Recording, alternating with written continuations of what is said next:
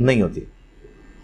اہل حدیث کہتے ہیں کہ آپ نبی صلی اللہ علیہ وآلہ وسلم کا وسیلہ نہیں دے سکتے، برائے مہربانی بتا دیں جائز ہے کہ ناجائز۔ اور دوسرا ختم شریف، ختم شریف تو ویسے ہی خود ہی شریف بنا ہوا ہے، سال ثواب تو ثابت ہے، لیکن ختم شریف کے ساتھ نہیں، ویسے آپ غریبوں کو کھانا کھلائیں، میت کی طرف سے صدقہ کریں۔ رہ گیا نبی علیہ السلام کا وسیلہ پیش کرنا، تو اس کے بارے میں اہل حدیث ان کی کوئی ضد نہیں ہے اپنی ذاتی، وہ کہتے ہیں کہ صحیح بخاری میں 1010 نمبر حدیث ہے 1010 کہ حضرت عمر نے کہا اے اللہ جب تک تیرے نبی ہم میں موجود تھے، انا کننا نتوسل الیک بنبینا، ہم تیرے حضور متوجہ ہوتے تھے اپنے نبی کے وسیلے سے، یعنی ان کی دعا کی برکت سے تو ہم پہ بارش نازل فرماتا تھا، اب ہم ان کے چچا کو لے کے آئے ہیں۔ تو حضرت عمر کا یہی عقیدہ تھا کہ رسول اللہ کی وفات کے بعد چونکہ اب ڈائریکٹ حضور سے کمیونیکیشن نہیں ہو سکتی، تو حضرت عمر وسیلے کا مطلب یہ لیتے تھے کہ رسول اللہ سے دعا کروانا، تو وہ قبر پہ تو ممکن نہیں ہے، تو پھر حضور کے قریبی ساتھی اور حضور کے چچا عباس ابن عبد المطلب کو وہ لے کے آتے تھے۔ تو یہ جو اہل حدیث نے عقیدہ اپنایا ہوا ہے، یہ حضرت عمر کا بھی یہی عقیدہ ہے، ورنہ تو وہ کہہ دیتے کہ یا رسول اللہ یا اللہ پہلے تیرے نبی کے وسیلہ ان کو ساتھ لے کے آتے تھے، اب ہم ان کی قبر پہ حاضر ہوئے ہیں، ان کے صدقے بارش نازل فرما دے۔ دوسری طرف جن لوگوں نے وسیلے کو نبی علیہ السلام کے جائز سمجھا، تو کچھ احادیث ایسی ہیں، جس طرح سنن ابن ماجہ میں حدیث ہے اور ابن ماجہ نے اس کے ساتھ لکھا ہے یہ حدیث صحیح ہے، ایک نابینا صحابی جو ہیں وہ عثمان بن حنیف کے پاس آئے، تو عثمان بن حنیف روایت کرتے ہیں کہ ایک نابینا صحابی تھے، وہ رسول اللہ صلی اللہ علیہ وآلہ وسلم کے پاس آئے، تو انہوں نے کہا یا رسول اللہ دعا کریں میری آنکھیں مجھے اللہ تعالیٰ لوٹا دے۔ آپ نے فرمایا صبر کر لو تو جنت ہے،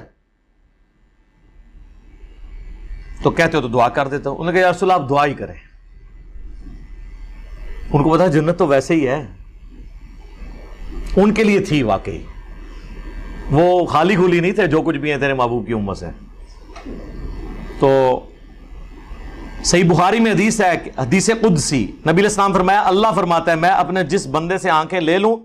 تو میرے ہاں اس کے پاس جنت کے سوا کوئی اس کی جزا نہیں ہے۔ ہاں نابینوں کے لیے خوشخبری ہے، جنت ملے گی۔ حضور نے کہا وضو کرو، 2 نفل پڑھوائے، اس کے بعد کہا کہ دعا کرو اے اللہ میں تیرے نبی کے وسیلے سے تیری طرف متوجہ ہوتا ہوں، اور یا رسول اللہ میں آپ کے وسیلے سے آپ کے رب کی طرف متوجہ ہوتا ہوں۔ بس یہاں تک حدیث بیان کرتے ہیں، اس کے آگے الفاظ ہیں اے اللہ میرے نبی کی دعا میرے حق میں قبول فرما۔ حضور نے ان کے لیے دعا کی، ان کی آنکھیں واپس آ گئی۔ تو اس میں تو حضور سامنے موجود ہے، دعا کروائی، اور وہ دیکھیں دونوں صورتوں میں اللہ کی طرف متوجہ ہوئے، یا رسول اللہ آپ کے ذریعے اللہ کی طرف متوجہ ہوتا ہوں، اے اللہ میں تیرے نبی کے ذریعے تیری طرف متوجہ ہوتا ہوں۔ ابن ماجہ میں تو یہاں تک حدیث ہے، یہ تو وہی عقیدہ جو حضرت عمر کا ہے، لیکن اس کی ایک روایت طبرانی میں بھی ہے، اور امام طبرانی اس حدیث کو صحیح سمجھتے ہیں۔ معجم کے اندر 3 معجم لکھی ہیں، المعجم الکبیر، المعجم الصغیر اور المعجم الاوسط، اور امام طبرانی اب کوئی چھوٹے بندے تو نہیں ہیں، امام بیہقی کے استاد ہیں امام حاکم کے استاد ہیں امام طبرانی، اور 360 ہجری میں فوت ہوئے ہیں، شروع کے ائمہ میں سے ہیں۔ وہ اس روایت کے آگے ایک اور حصہ لے کے آئے کہ حضرت عثمان غنی کے دور میں ایک شخص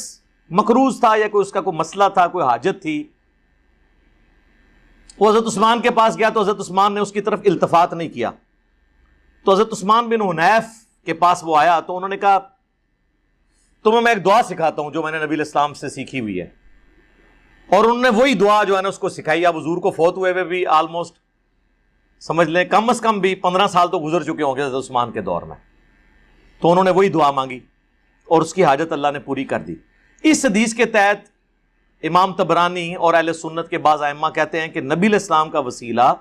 حضور کی وفات کے بعد بھی کوئی اگر پیش کرتا ہے اور یوں کہتا ہے کہ اے اللہ میں تیرے نبی کے وسیلے سے تیری طرف متوجہ ہوتا ہوں، اور یا رسول اللہ میں آپ کے وسیلے سے آپ کے اللہ کی طرف متوجہ ہوتا ہوں، اس میں حاضر و ناظر کا عقیدہ یا علم الغیب والا عقیدہ جو خود سے بنائے ہوئے ہیں انہوں نے، ایک تو وہ ہے جو واقعی موجود ہے، ایک جو انہوں نے خود بنایا ہوا ہے، وہ نہ ہو تو کوئی کر لیتا ہے، تو یہ کوئی یعنی بدعقیدگی والا مسئلہ نہیں ہے۔